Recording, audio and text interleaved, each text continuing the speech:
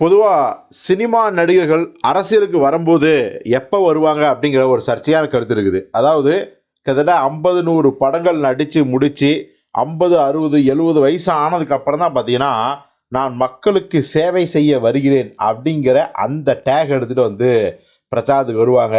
So பார்த்தீங்கன்னா, சரி இதுதான் எனக்கு கடைசி படம் அப்படின்னு சொல்லிட்டு ஒரு படத்தை அறிவிப்பாங்க.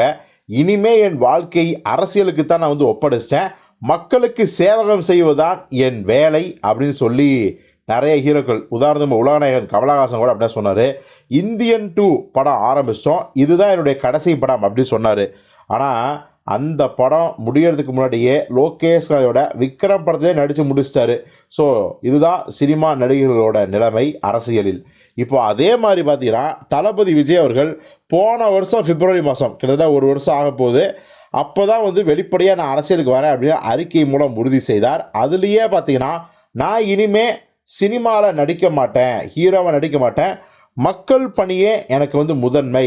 தளபதி 69 ஹெச்னோத் இயக்கத்தில் ஒரு படம் நான் ஏற்கனவே கமிட் பண்ணது, அதை வந்து முடிச்சு கொடுக்க வேண்டிய கட்டாயம் இருக்குது அப்படிலாம் சொல்லிட்டு அதுதான் என்னோடய கடைசி படம் அறிவித்தார்.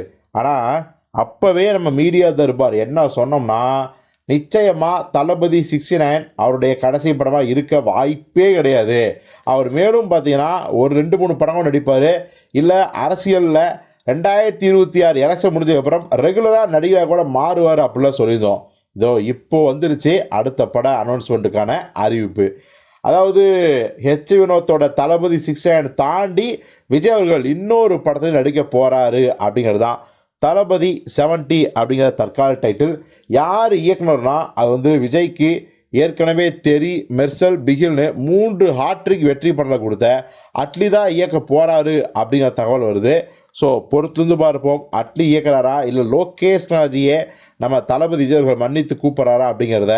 ஸோ உங்களுக்கு தளபதி அவர்கள், விஜய் அவர்கள் அரசியலுக்கு அப்புறமும் சினிமாவில் நடிக்கிறத பற்றி மாற்று கருத்து இருந்தால் அதை கமெண்ட் பாக்ஸில் சொல்லுங்கள்.